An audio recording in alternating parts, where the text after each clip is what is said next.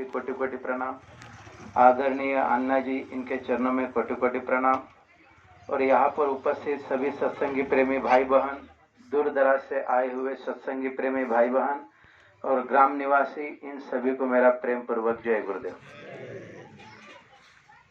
प्रेमी भाइयों और बहनों, आज के इस घोर मलिन कलयुग में ऐसा नजारा दिखता है कि जो वो कल्पना के बाहर है। काम, क्रोध, लोभ, मोह, अहंकार, छल, कपट, बेईमानी, भ्रष्टाचार, व्यभिचार, पापाचार, अत्याचार, अनाचार, इसके जैसे कोई बहुत बड़ी आंधी चल रही है। और इस आंधी में हम जो ये काम कर रहे हैं, तो ये क्या है?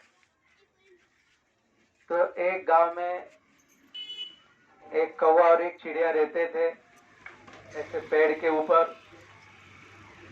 तो बहुत दिन हो गए रहते रहते, और वो जो पेड़ के सामने जो मकान था गांव में, वो एक दिन जलने लगा।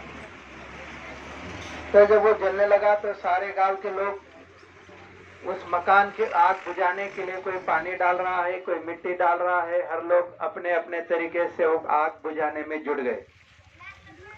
तो वो चिड़िया कहने लगी कौवा से, अरे कौवा भाई, अरे चलो, हम भी इतने साल से इस गांव में रह रहे हैं, हमारा भी फर्ज बनता है कि ये जलती हुई आग को बुझा दे। तो वो कौवा कहने लगा, अरे पागल चिड़िया, इतना बड़ा मकान जल रहा है और इतने बड़े जलते हुए मकान को तू कैसे बुझाएगी, इसकी आग कैसे शांत करेगी? तो हम कुछ नहीं कर सकते। तो वो चिड़िया कहने लगे कि अरे भाई, तुम्हें आना है तो आओ, वरना मैं मेरे काम को चली। इतना कहकर वह चिड़िया उड़ी और उड़कर जो लोग पानी डाल रहे थे वो बहकर एक गड्ढे में जमा हो रहा था। तो वो चिड़िया वहां पर गई और वहां पर जाकर बूंद भर पानी अपने चोंच में लिया और उड़कर उस जलते हुए मकान के ऊपर डाल दिया। जब तक वो मकान जलता रहा तब तक चिड़िया का काम चलता रहा, बूंद भर पानी चोंच में लेती रही, ऊपर जाकर उस जलते हुए आग के अंदर डालती रही। तो जब वह मकान बुझकर शांत हो गया, सब लोग अपने अपने घर चले गए। चिड़िया भी कौवे के पास गई। तो कौवा कहने लगा, अरे पागल चिड़िया, तुझे क्या लगता है कि ये जो आग बुझी है, ये कि तेरे बूंद भर पानी से, चोंच भर पानी से बुझी है? तो चिड़िया कहने लगी कि अरे कौवा भाई, ये तो मुझे भी पता है कि मेरे बूंद भर पानी से ये आग बुझने वाली नहीं, मगर इस घर का जब इतिहास रचा जाएगा तो मेरा नाम जलाने वालों में नहीं तो बुझाने वालों में होगा। बस यही काम जब आज टीवी देखते हैं, अखबार देखते हैं, तो ऐसे मन में एक डर पैदा होता है कि ये दुनिया कहाँ जा रही है, क्या क्या हो रहा है और आगे क्या क्या होगा, उसका एक दृश्य हमारे मन के पटल के ऊपर आ जाता है और बहुत बड़ा भयानक दृश्य इसके ऊपर आता है।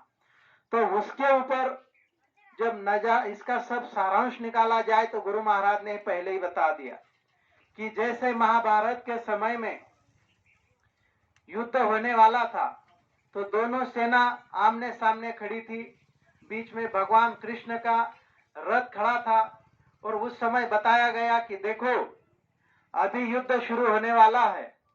अगर कोई चाहता है कौरवों की तरफ से कि हम पांडवों की तरफ आ जाए और पांडवों में से किसी को लगता हो सैन्य में से कि हमको कौरवों की तरफ से युद्ध करना है, तो कहने का मतलब है धर्म और अधर्म का युद्ध था। तो कहा कि धर्म वालों को लगता है कि हम अधर्म की तरफ से लड़ाई करना चाहते हैं तो अभी आ सकते हैं। अधर्म वालों को लगता है कि हम सामने वाले पक्ष की तरफ जाएंगे, धर्म की तरफ जाकर हम लड़ाई करना चाहते हैं तो वो अभी कर सकते हैं। मगर एक बार जब युद्ध शुरू हो जाएगा तो बाद में यह मौका किसी को मिलने वाला नहीं।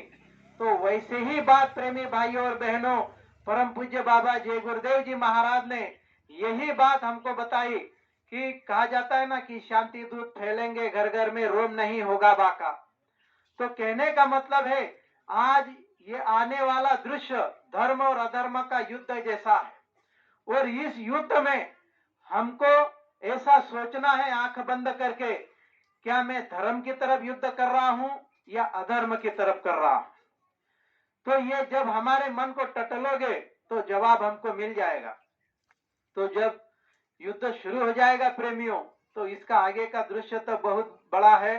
गुरु महाराज ने बहुत कुछ बातें हमको बताई है, मगर इतना ही कहा कि अगर धर्म की तरफ से युद्ध करोगे तो इसमें हमारा बचाव हो जाएगा। जय गुरुदेव।